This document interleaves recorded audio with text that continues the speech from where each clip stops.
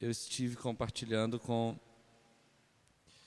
os meus discípulos no discipulado, no nosso GD, o encontro de discipuladores, grupo de discípulos, está em 2 Crônicas, e eu entendi que seria muito interessante compartilhar essa palavra com os irmãos. Abra comigo a sua Bíblia no livro de 2 Crônicas, capítulo de número 12. O pregador de hoje não apareceu. Ou apareceu? Não apareceu, não. Então eu serei o pregador de hoje. É você? Eu sei quem é, não apareceu. Mas eu tenho uma palavra aqui para ministrar o coração dos irmãos. Uma coisa que Deus tem ministrado, essa palavra, o dia que eu estive meditando nela, falou muito, muito ao meu coração. Abra comigo aí, 2 Crônicas, capítulo 12. Diz assim: tendo Roboão confirmado o reino, e havendo-se fortalecido, deixou a lei do Senhor, e com ele todo Israel. No ano 5º do rei Roboão, Sisaque, rei do Egito, subiu contra Jerusalém, porque tinham transgredido contra o Senhor, com 1.200 carros e 60.000 cavaleiros. Cuidado para não tomar choque aqui, ó. Isso aí tem energia. 60.000 cavaleiros. Era inumerável a gente que vinha com ele do Egito, de líbios, suquitas e etíopes.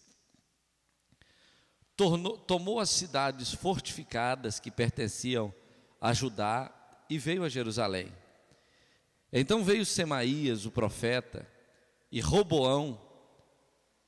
a Roboão e aos príncipes de Judá, que por causa de Sisaque se ajuntaram em Jerusalém, e disse-lhes: assim diz o Senhor, vós me deixastes a mim, pelo que também vos deixei em poder de Sisaque. Então se humilharam os príncipes de Israel e o rei, e disseram: o Senhor é justo. Vendo, pois, o Senhor que se humilharam, veio a palavra do Senhor a Semaías, dizendo: humilharam-se, não os destruirei. Antes, em breve lhes darei socorro, para que o meu furor não se derrame sobre Jerusalém por intermédio de Sisaque. Porém, serão seus servos, para que conheçam a diferença entre a minha servidão e a servidão dos reinos da terra. Subiu, pois, Sisaque, rei do Egito, contra Jerusalém, e tomou os tesouros da casa do Senhor e os tesouros da casa do rei. Tomou tudo. Também levou todos os escudos de ouro que Salomão tinha feito. Em lugar destes, fez o rei Roboão escudos de bronze, e os entregou nas mãos dos capitães da guarda que guardavam a porta da casa do rei. Toda vez que o rei entrava na casa do Senhor, os da guarda vinham e usavam os escudos, e tornavam a trazê-los para a câmara da guarda. Tendo-se ele humilhado, apartou-se dele a ira do Senhor, para que não o destruísse de todo, porque em Judá ainda havia coisas boas. Curva sua cabeça um pouquinho. Pai, nós estamos aqui por causa do Senhor, por causa do Teu nome, para ouvir a Tua palavra, para adorar o Senhor, e pedimos que o Senhor fale conosco, que a voz do Senhor seja ouvida, que o Teu Espírito nos ministre aquilo que precisamos, aquilo que necessitamos ouvir, aquilo que precisamos aprender, aquilo que é necessário para o nosso crescimento, aquilo que é importante, ó Deus querido, para caminharmos na direção certa, fazendo a Tua vontade. Nós abrimos o nosso coração para Te ouvir, no nome de Jesus. Amém e amém. O rei Roboão foi um rei, deixa eu só abaixar um pouquinho aqui. foi um rei que ocupou o trono no lugar de seu pai Salomão. O papel desse rei foi marcante na história de Israel, porque no dia que ele assumiu o reinado, próximo assim do início do seu reinado, bem no início, o reino de Israel se dividiu em dois. E ele ficou só com duas tribos. Imagino que todo mundo, pelo menos alguém que já leu a Bíblia toda, pelo menos uma vez, já sabe dessa história. O reino foi dividido, ficando apenas duas tribos com Roboão e o restante das 10 tribos com Jeroboão, que tomou, que dirigiu, que reinou sobre aquele povo. Mas esse rei, mesmo tendo duas tribos, ele teve o cuidado de seguir o caminho do Senhor. Ele teve o cuidado de fazer o que era reto.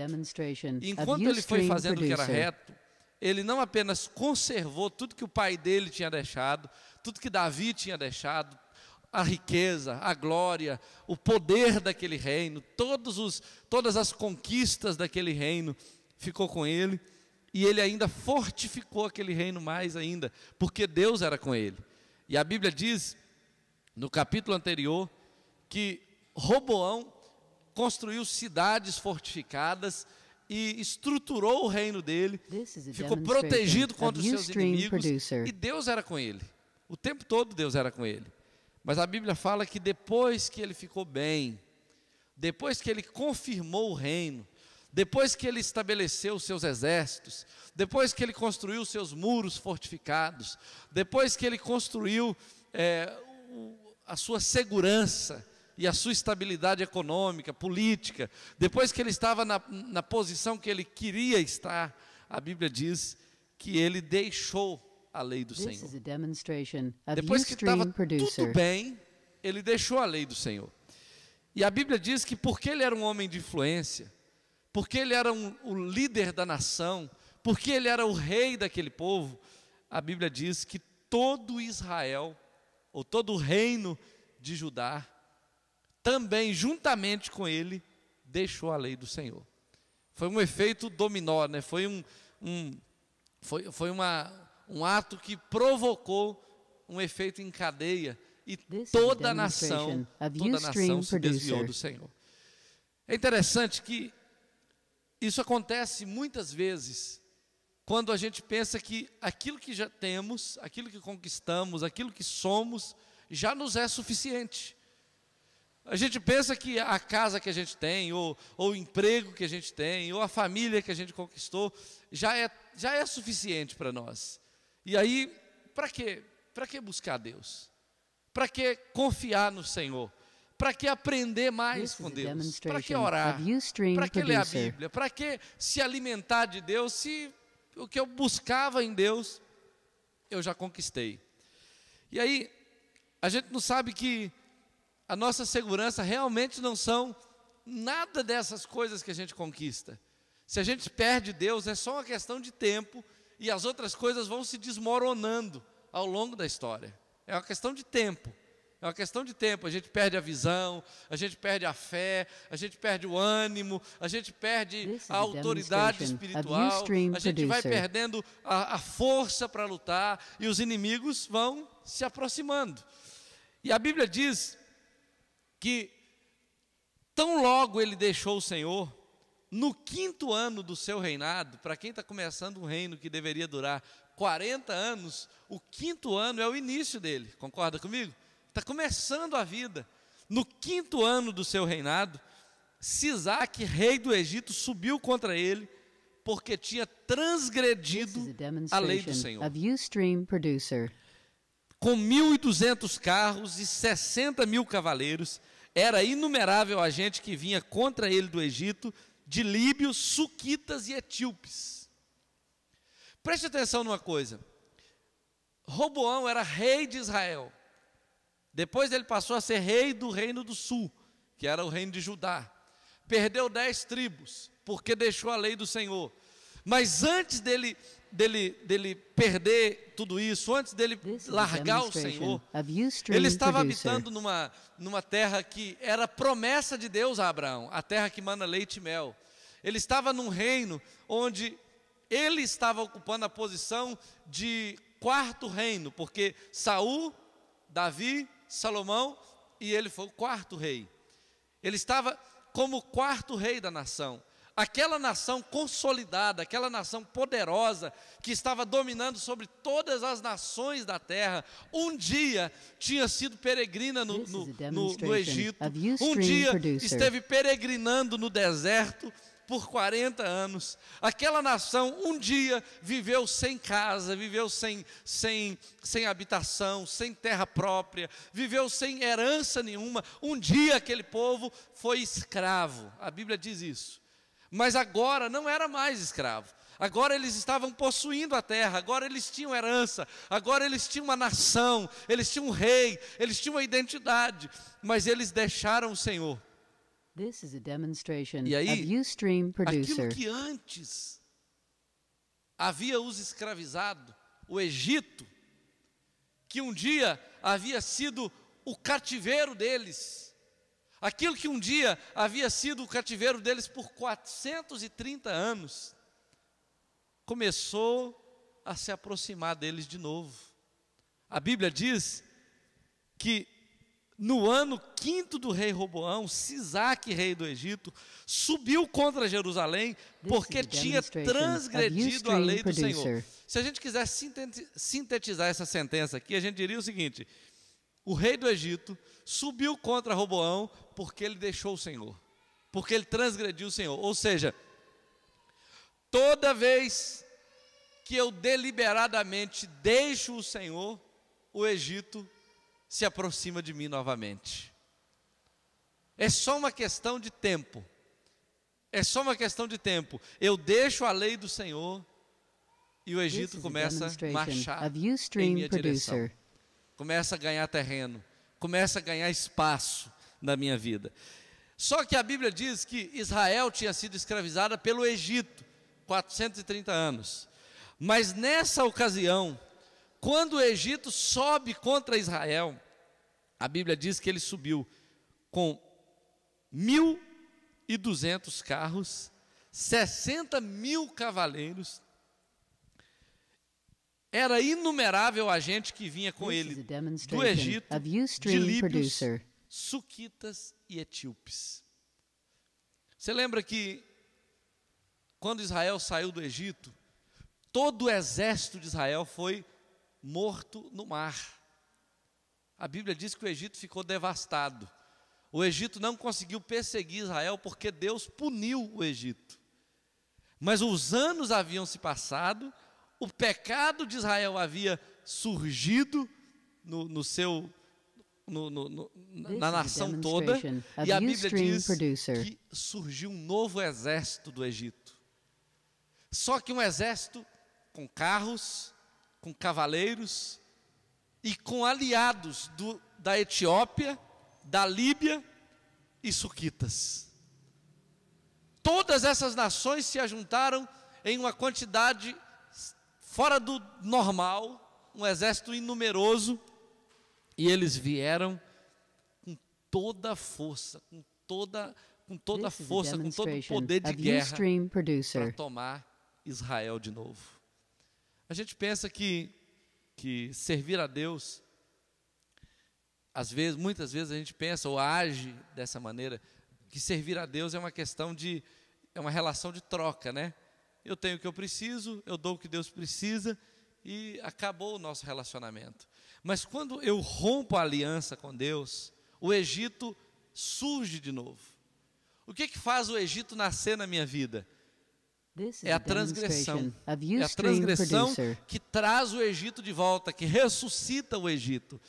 E quando o Egito volta, ele não volta mais sozinho, ele volta acompanhado de etíopes, de suquitas, de líbios, de várias nações poderosas que se aliam ao Egito para que a opressão dessa vez seja maior do que fora no passado.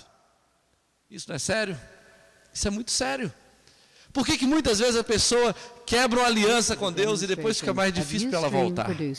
Por que às vezes a pessoa fica dando legalidade na vida dela e de repente ela cai numa escravidão tão tremenda que ela não consegue sair de lá nem com ajuda? Muitas vezes não consegue. E eu digo: Senhor, mas por que está surgindo tanta coisa contra mim? Por que está se levantando tanta luta, tanto problema, tanta dor de cabeça? Olha, eu vou ler de novo. No 5º ano do rei Roboão, Sisaque, rei do Egito, subiu contra Jerusalém, porque tinham transgredido contra o Senhor. Por que o Egito subiu contra Israel? Porque tinham transgredido contra o Senhor. O meu pecado ressuscita o Egito. O meu pecado traz o Egito de volta para a minha vida. O meu pecado, a minha transgressão, fortalece os meus inimigos contra mim mesmo. Se eu quero ter vitória contra os meus inimigos, eu tenho que andar em arrependimento, não em transgressão. Se eu quero ter vitória contra o Egito, contra a Etiópia, contra todos os inimigos espirituais que vêm para me atingir, eu preciso estar andando em arrependimento, em renúncia, não em transgressão. Porque o pecado traz de volta toda a escravidão que um dia eu fui livre dela. Eu fui livre da escravidão e de repente a escravidão está voltando de novo, por causa da transgressão. Isso não acontece, queridos, só com ímpios, isso acontece com o povo de Deus. Esse homem aqui era povo de Deus, era povo de Deus, era homem de Deus, era um representante da nação, era um homem de Deus, mas ele tinha transgredido a lei e o Egito voltou novamente.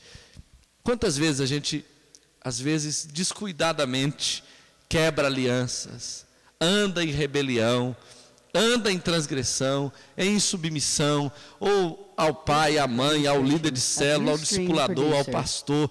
Quantas vezes a gente endurece o coração para alguma coisa que Deus tem para nós, e essa dureza de coração nos leva à transgressão de algum princípio importante do reino de Deus. Aqueles, queridos, que querem vencer o Egito, que querem vencer os inimigos, precisam andar em arrependimento. Porque o mesmo Deus que livrou Israel do Egito, ainda pode livrar o povo dele do Egito hoje. Mas o mesmo pecado que pode me levar para o Egito, no passado, que me levou no Egito para o passado, ele pode me levar para o Egito hoje outra vez, ou trazer o Egito novamente para a minha vida. Eu fico muito preocupado quando eu leio um texto como esse, porque ele mostra a razão para a escravidão, a razão para o cativeiro, que muitas pessoas se encontram nele, né? Muitas famílias estão debaixo do cativeiro, muitos homens, muitas mulheres, muitos filhos, muitos pais, muitos líderes, às vezes estão debaixo do cativeiro, porque a transgressão traz o Egito de volta. A transgressão fortalece os inimigos contra mim, contra aquele que transgrediu.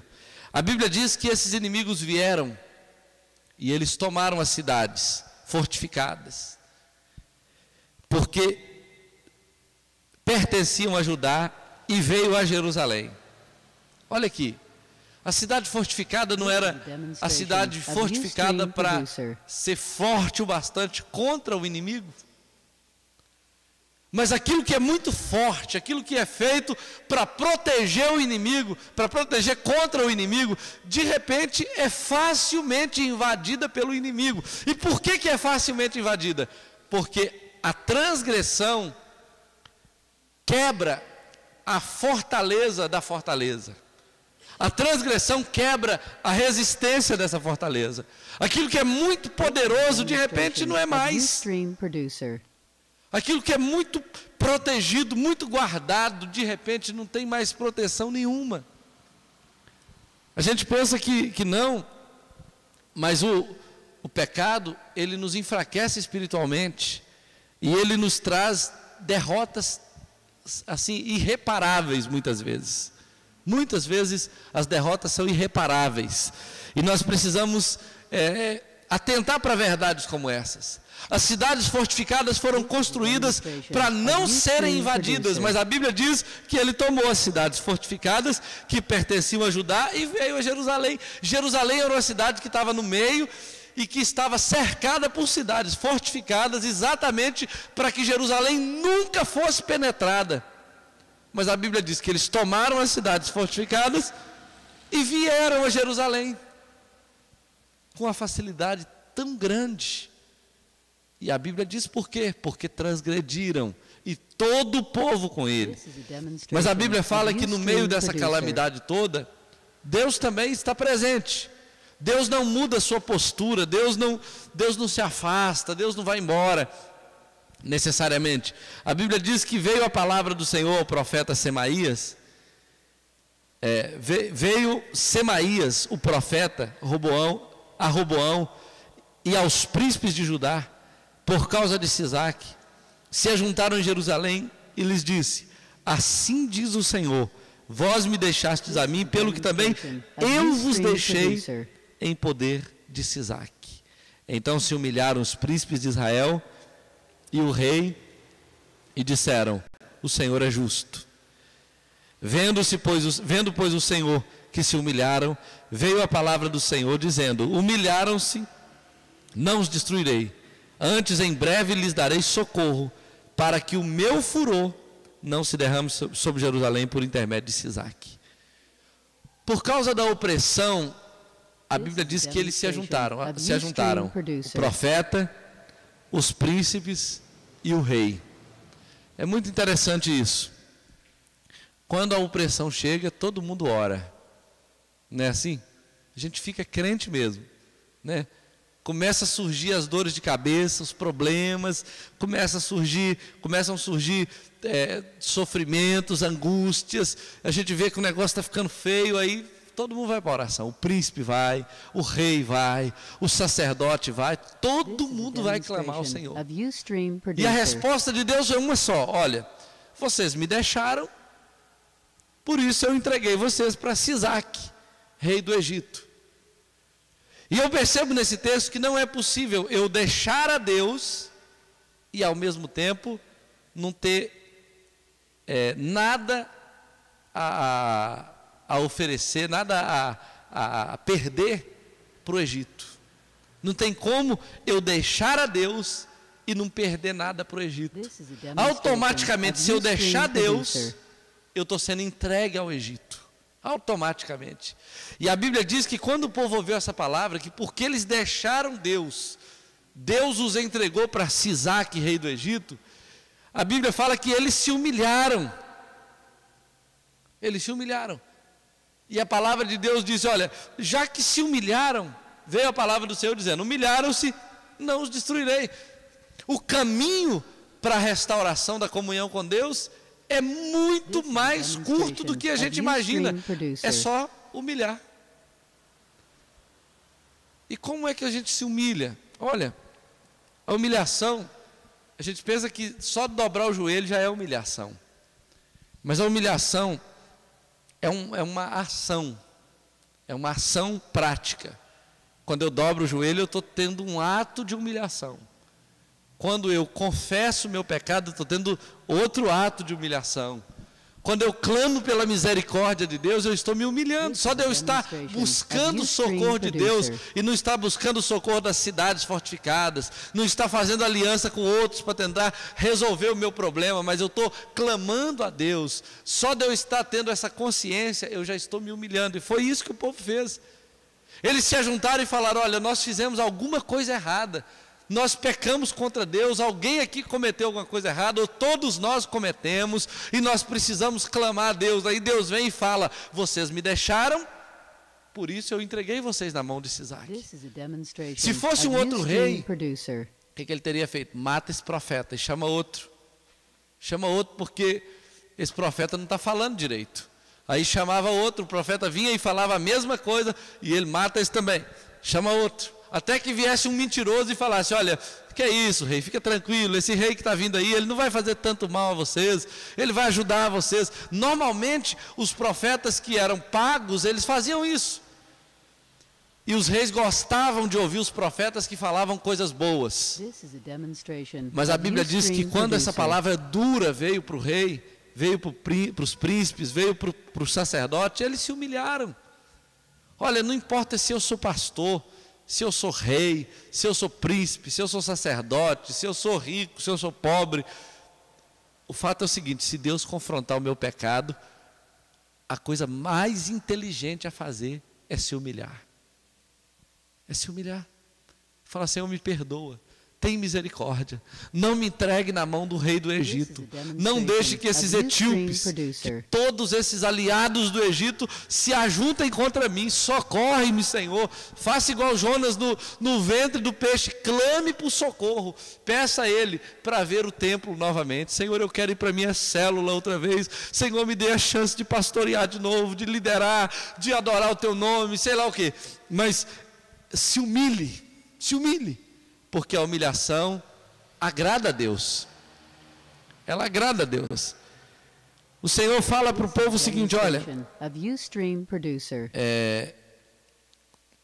Ele disse que não os destruiria, antes em breve lhes daria socorro. O socorro de Deus vem logo, vem rápido.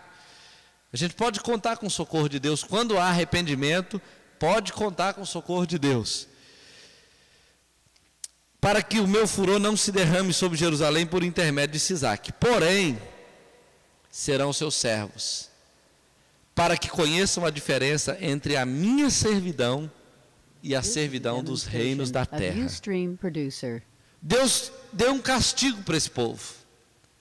Deus disse: olha, destruí-los eu não irei, mas vocês agora terão que pagar tributo para o rei do Egito, para vocês conseguirem descobrir, perceber a diferença entre me servir e servir aos reinos da terra.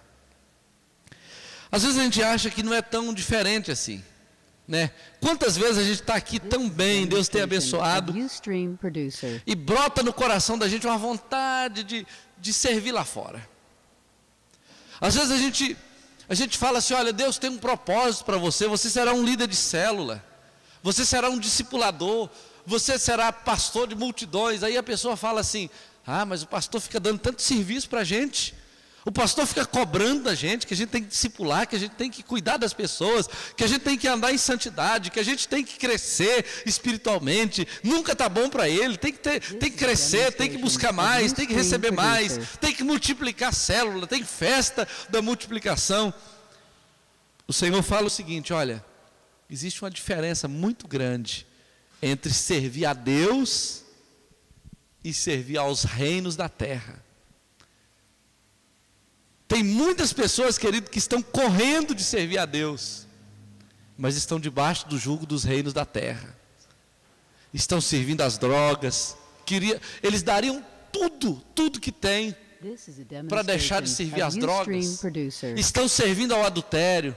Estão servindo talvez às jogatinas, né, aos jogos de azar. Estão servindo talvez às maldições. Quantas famílias estão debaixo do jugo da maldição? Quantas famílias estão penando aquilo que herdaram da sua hereditariedade, né? Estão reproduzindo aquele modelo de maldição que o seu pai, o seu avô, o seu bisavô já vem vivendo durante anos, talvez durante séculos. E a Bíblia diz que toda alma que pecar, essa morrerá, que Deus não transferirá a maldição. Deus não transfere, mas enquanto não há arrependimento, enquanto não há quebra de aliança, a maldição vai permeando todas as famílias. É o que a gente mais vê. E a pessoa pensa, às vezes, depois que ela está na casa de Deus, depois que ela está servindo, depois que ela está sendo convidada ou tendo a oportunidade de participar de uma célula, depois de liderar uma célula, depois de discipular alguém, de multiplicar, de crescer no reino de Deus, a pessoa fala: eu não tenho tempo, é muito difícil, o pastor cobra demais, meu líder cobra demais, meu discipulador exige muito de mim. O que seria melhor? Servir a Deus ou servir aos reinos da terra? A Bíblia fala que, por causa disso, Deus deixou essa lição para eles: olha, vocês irão servir, serão seus servos, para que conheçam a diferença entre a minha servidão e a servidão dos reinos da terra. Olha, honestamente, eu quero servir a Deus, de verdade. Eu não quero servir o diabo, eu não quero servir as maldições, eu não quero... Porque aquele ditado de que a grama do vizinho é mais verde do que a da gente, sempre parece que a vida do outro é melhor do que a da gente, o carro do outro é melhor, a casa do outro, o salário do outro, o trabalho do outro é melhor. E às vezes a gente está aqui no reino de Deus, parece que a vida de quem está lá fora é mais tranquila do que a nossa, né? Eu estava vendo um dia uma entrevista com o Datena, e ele falou que ao longo da vida dele, ele foi um cara muito duro, um cara assim, muito grosso, mulherengo, traiu muito a mulher dele, fez tudo que ele queria, conquistou tudo que ele queria, tem vários carros assim de 300 mil, 400 mil, 200 mil, e ganhou muito dinheiro, deu o carro que a mulher dele queria, deu tudo que ele quis ele tem, com a casa de praia, tudo que ele queria. E ele falou que depois ele precisou conseguir tudo isso para descobrir que ele não precisava de nada disso. Ele ainda não converteu, mas ele disse o seguinte: olha, hoje eu tenho o carro que eu sempre quis ter e não posso dirigir por causa do meu problema de rim, coluna, não sei o quê. O motorista que dirige, eu ando muito mal acomodado na minha poltrona. Eu tenho casa de praia e nem vou à praia, eu deito no meu sofá e fico o dia inteiro deitado no meu sofá no final de semana, do lado da minha esposa, que agora é a única que ficou do lado dele, na situação que ele está. E ele vai contando: olha, eu tenho as casas que eu queria, tenho tudo que eu queria, mas nada disso está me preenchendo, está me satisfazendo. E ele fala isso abertamente. Então, queridos, o que é melhor, a servidão de Deus ou a servidão dos reinos da terra? Às vezes eu corro tanto para ter o que os reinos da terra querem me dar, e me escraviza, e me oprime, e me tortura. E Deus fala o seguinte: olha, você quer transgredir? Eu vou mostrar a diferença entre me servir e servir aos reinos da terra. A Bíblia diz que Sisaque subiu, pois, Sisaque, rei do Egito, contra Jerusalém, e tomou os tesouros da casa do Senhor, e os tesouros da casa do rei, tomou tudo. Também levou todos os escudos de ouro que Salomão tinha feito. Em lugar destes, fez o rei Roboão escudos de bronze, e os entregou nas mãos dos capitães da guarda, que guardavam a porta da casa do rei. Toda vez que o rei entrava na casa do Senhor, os da guarda vinham e usavam os escudos e tornavam a trazê-los para a câmara da guarda. Tendo-se ele humilhado, apartou-se dele a ira do Senhor, para que não destruísse de todo, porque em Judá ainda havia coisas boas. O final da história é um final assim, não é o final que nós gostaríamos que fosse. A Bíblia diz que o rei invadiu, levou tudo que era precioso daquele reino. Salomão, ao longo do tempo, construiu escudos de ouro, e toda vez que ele entrava na casa da guarda, na casa do Senhor, na casa do rei, a Bíblia diz que os soldados usavam escudos especiais para guardarem a entrada da casa, por causa da importância de quem estava lá dentro. Mas depois que o Egito invadiu Jerusalém, o Egito levou tudo de precioso que tinha. Roboão, depois de estar debaixo do jugo do Egito, não tinha mais ouro para fazer escudos, para enfeitar o seu reino. E o que ele fez? Ele fez escudos de bronze. É dourado como ouro. Lembra o ouro. Parece muito com ouro, mas não é ouro. Só parece. Sabe, às vezes a gente sabe que quando a gente perde alguma coisa preciosa que Deus nos deu, quando a gente se torna escravo daquilo que antes nos oprimia, a gente fica tentando imitar aquilo que um dia a gente já teve, aquilo que um dia a gente já foi, aquilo que um dia a gente já experimentou, e a gente tenta construir alguma coisa parecida, para lembrar que um dia a gente já foi feliz, que um dia a gente já teve aquelas coisas, que um dia a gente já recebeu aquelas bênçãos, e fica só na imitação, não é mais aquilo que era antigamente, aquilo que a gente tinha experimentado. Por que isso aconteceu? Por causa da escravidão. A escravidão leva aquilo que é precioso e deixa aquilo que é imitação. A escravidão tira de você aquilo que você conquistou ao longo do tempo e você então é obrigado a produzir alguma coisa que imite o que você era, o que você já foi, e você vai ver muitas pessoas estampando no rosto uma falsa felicidade, você vai ver muitas pessoas estampando no rosto uma falsa santidade, uma falsa estabilidade, uma falsa fé. A pessoa está tentando manter aquilo que um dia ela já teve, mas ela perdeu, porque o Egito entrou e levou tudo. Então, queridos, quais as lições que a gente pode tirar dessa palavra? O que a gente pode aprender numa história tão simples e no meio de tantas coisas, tantas histórias poderosas? Deus faz questão de deixar algumas dessas aqui. A primeira coisa que a gente pode aprender nesse texto é que quando nós decidimos transgredir, quando nós deliberadamente decidimos transgredir, acontece duas coisas conosco. Primeiro, quem está olhando para nós transgride junto. Segundo, o Egito se levanta contra nós. Essas coisas sempre irão acontecer. Toda escravidão é fruto de uma transgressão. E toda queda provoca uma queda em cadeia. Então eu tenho que tomar cuidado com isso. Eu preciso aprender essa lição. Eu preciso aprender que toda escravidão, toda transgressão provoca uma escravidão, e toda queda produz uma queda em cadeia. Eu não posso cair por causa de mim, porque eu não quero ser escravo, e porque eu não quero conduzir aqueles que olham para mim à escravidão comigo. Então eu tenho que levar isso a sério. A segunda coisa que eu aprendo é que depois que eu sou escravo, eu sou obrigado a produzir, a reproduzir tudo aquilo que eu perdi, a imitar, a criar imitações para aquilo que antes eu tinha e agora eu não tenho mais.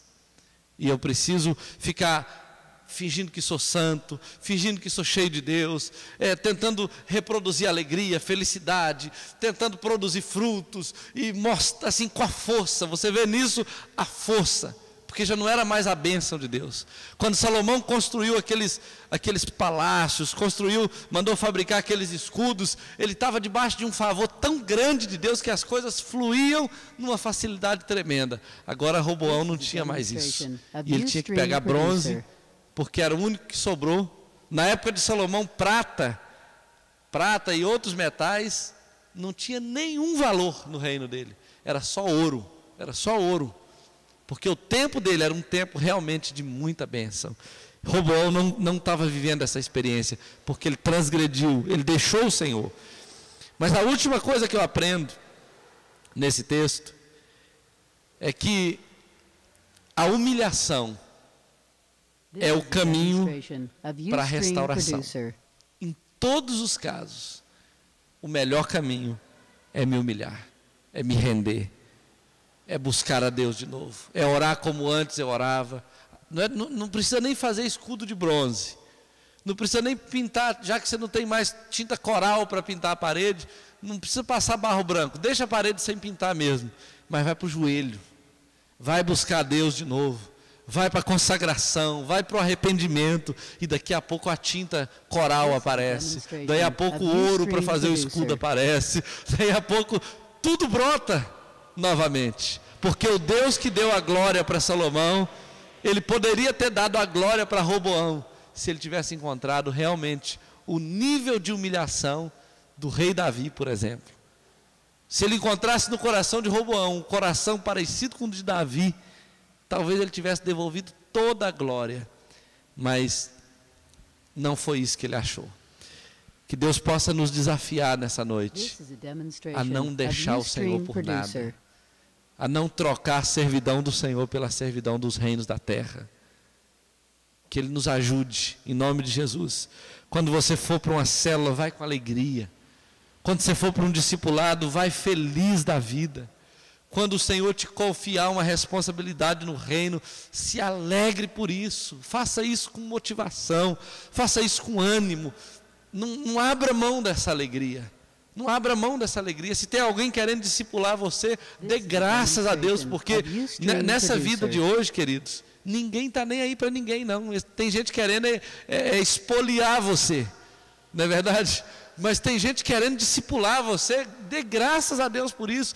Tem gente querendo orar por você, tem gente te convidando para um grupo de pessoas, numa célula, num discipulado, dê graças a Deus por isso, porque isso é a servidão do Senhor. Isso é que vale a pena.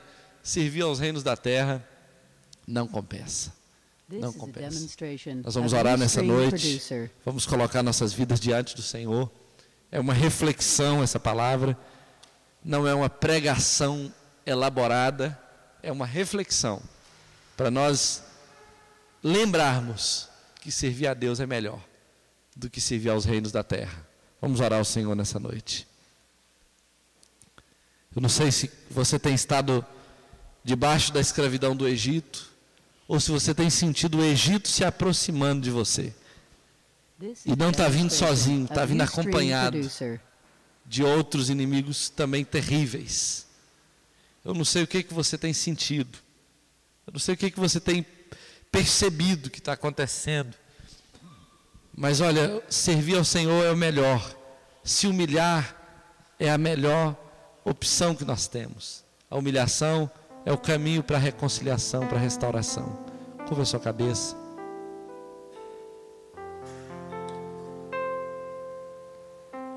This is a demonstration of Ustream Oh, Producer. meu Deus. Santo é teu nome, Jesus. Santo, santo, santo é teu nome. Quantas vezes, Pai, temos transgredido e pensamos que vai ser tranquilo, que não vai acontecer nada, que o Egito vai continuar debaixo daquele mar, e de repente, sem entendermos porquê, percebemos um exército numeroso, carros e cavalos se levantando. Aquilo que antes nos oprimiu começa a nos ameaçar novamente. Ó Deus, tem misericórdia. Tem misericórdia. Temos consciência de que a servidão dos reinos da terra é muito pior do que a servidão do Senhor. Quando servíamos o Egito, nós não tínhamos opção, estávamos escravizados, não tínhamos como sair. Mas quando te servimos por amor. Não há um cadeado sem chave, Senhor, nos prendendo. Não estamos trancados com uma porta que não tem acesso ao lado de fora. A porta está aberta, na verdade. Mas nós não queremos te deixar. Nós te amamos, Senhor. Nós te amamos. Nós temos consciência que servir o Senhor é melhor. Temos consciência que a servidão do Senhor é melhor. Que a célula, que o discipulado, que o louvor ao Senhor, que o cuidado que o Senhor tem provido nas nossas vidas, nem de longe se compara à escravidão que tínhamos no mundo. Tem misericórdia, Senhor, de nós. Ó Deus, não queremos trocar os nossos escudos de ouro por escudos de bronze. Não queremos, ó Deus, que a nossa alegria seja só externa. Não queremos que a vida dos nossos, meu Deus, a vida que se vê em nós seja só de fachada. Queremos experimentar de fato e de verdade a verdadeira vida, a verdadeira alegria, a verdadeira libertação. Ó Espírito Santo de Deus, coloque em nós o prazer por te servir. Coloca em nós a alegria de te servir, Senhor. Coloca em nós, ó Deus querido, faça brotar em nós, Senhor, uma satisfação tremenda quando estivermos te servindo, fazendo a tua vontade, cumprindo o teu querer. Nós te adoramos, Jesus. Nós te adoramos. Nós te adoramos, Jesus.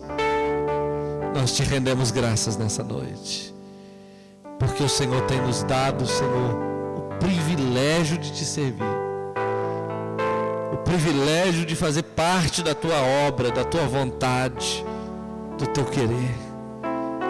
Que em toda a nossa vida, Pai, possa haver em nós um coração grato, um coração alegre, porque hoje não andamos, Senhor, prostrados diante de deuses que não são deuses.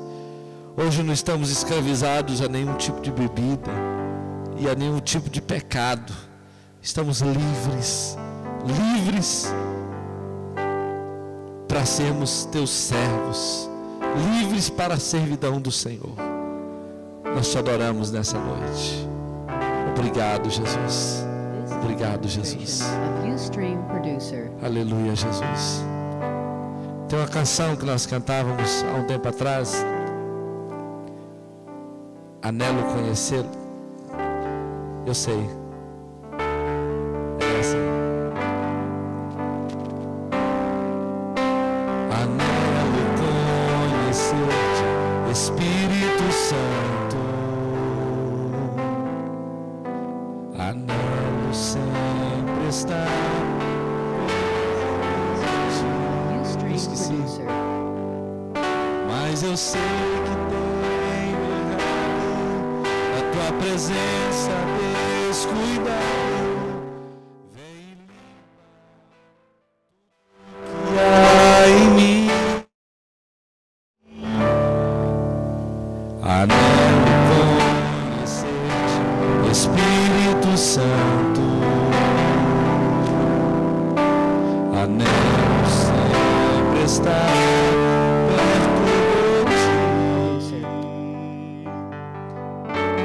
eu sei que tenho errado, da tua presença descuidado, vem e limpa tudo que há em mim. Como a pomba com tua glória vem descendo, como azeite derramado unge mim. Como fonte de águas vivas, sacia-me.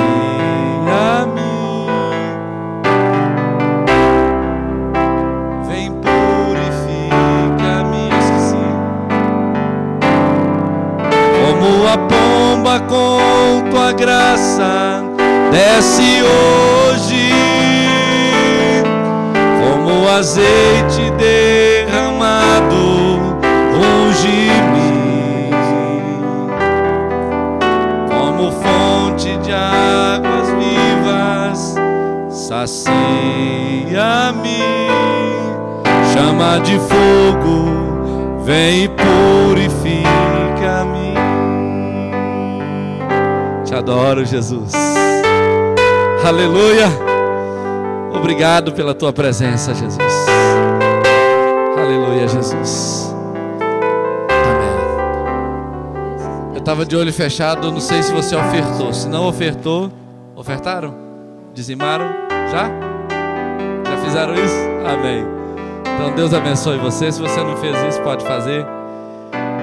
É que a gente não está com telão aqui, senão eu ia desafiar você a cantar uma música hoje. Será que dá pra gente cantar e eu falar dela aqui? É aquela do Admir. Aquela que nós cantamos aqui um dia desse. This is a demonstration of Ustream Producer. Não lembro. Não dá para cantar, não. Tem que ter. Você lembra qual é, né? É, Vaso de Honra. Não lembro. Esqueci. Amém. Eu sei que... Você lembra dela, Aldeia? A música do Aldemir? Hã? Hã? Nessa não. Era uma outra. This is a demonstration uma outra. Of Ustream Na verdade é a do producer. pastor dele. Tem uma vida só para te dar tudo que eu mais quero.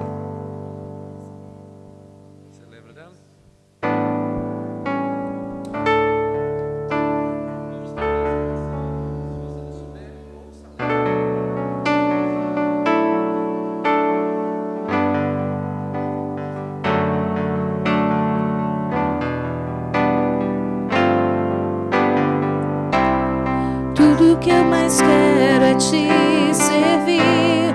Tudo que eu mais quero é te honrar. Tudo que eu mais quero é te exaltar e te dedicar o meu amor. Tudo que eu mais quero é te servir. Tudo que eu mais quero é te honrar. Tudo que eu mais quero é te exaltar e te dedicar o meu amor. Deste tua vida para mim e pagaste um alto preço para me dar o perdão. Transformaste o meu ser e me deste nova vida. Te louvo de coração. Tenho uma vida só para viver. Quero entregá-la para ti. Toma em tuas mãos os sonhos meus.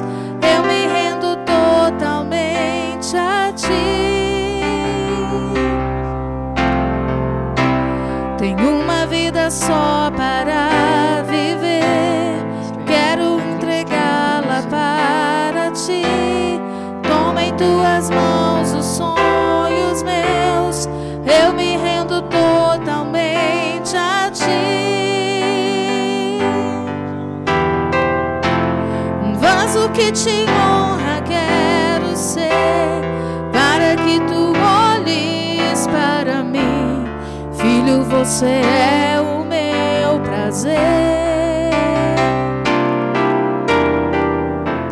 Os desejos da carne ficam para trás. Satanás não manda mais. Pai, me submeto a ti.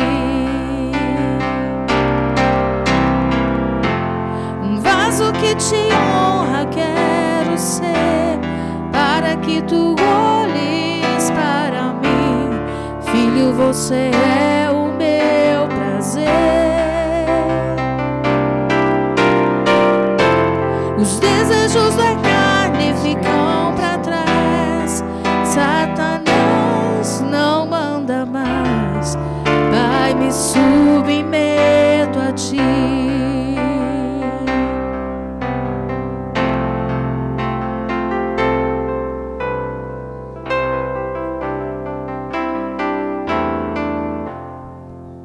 Aleluia, Jesus. Temos só uma vida para viver e logo ela vai passar. Precisamos usá-la para Deus. Precisamos usá-la. Amém. Eu te peço que se sente só um minutinho. Dá vontade de ficar aqui, eu sinto a presença de Deus. Aleluia, Jesus. Santo é teu nome, Jesus. Deste tua vida para mim e pagaste um alto preço para me dar o perdão. Transformastes o meu ser e me deste nova vida. Te louvo de coração. Aleluia. Aleluia, Jesus. Temos que voltar a cantar essa música aqui, eu gosto muito dela. Aleluia, Jesus. Queridos, esse final de semana, a pastora Luciane já avisou, eu creio que o Aldeia avisou também, né? Vocês avisam a respeito do culto, do domingo de manhã, que não terá culto à noite, domingo. Você chegou a falar isso? Não, né? Te passaram o recado, não? Hã? Avisou? Ah, tá. Porém, eu estou querendo fazer uma reunião assim, poderosa, abençoada, domingo de manhã. Uma só. Uma única reunião, porque nós vamos ter a noite para participarmos do evento com o André Valadão e com as bandas que vão cantar, inclusive a daqui de Viçosa, da igreja, a pastora Luciane, com o pessoal dela, vai estar cantando lá no evento, abrindo, eu acho que vai estar abrindo o show. E então, para a gente ficar livre, nós vamos fazer um culto só domingo de manhã, às 10 da manhã. Queremos fazer um culto assim, abençoado mesmo, um culto para que a gente não fique um domingo sem culto. É ruim ficar um domingo sem culto, não é verdade? Começar a semana sem um culto.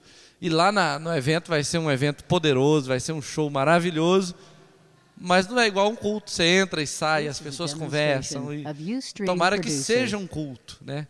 Mas talvez não vai ter aquele ambiente de culto. E eu convido você a estar conosco domingo 10 da manhã e também a convidar o pessoal da célula, os discípulos, as pessoas que você encontrar por aí, avise. Vai ter um culto poderoso domingo de manhã, às 10 da manhã, e nós estaremos juntos aqui em nome de Jesus. Amém? Outra coisa, no sábado terá um evento muito bom para adolescentes e jovens, só que é aberto à igreja toda, e o César vai estar pregando. Vai ter um louvor também muito abençoado, e o César vai estar pregando no sábado. Então todos estão convidados. Esse agora, de adolescentes. E no outro eu acho que vai ser de jovens. Outra coisa, está começando o CMC, não é isso? Vai ser quando? Hã? O CN e o CM. Ah, tá. Está acabando o CMC, vai começar outra. Aí a notícia vem depois, então. Deus te abençoe. Eu vou te cumprimentar na porta. This is a demonstration of Ustream Producer.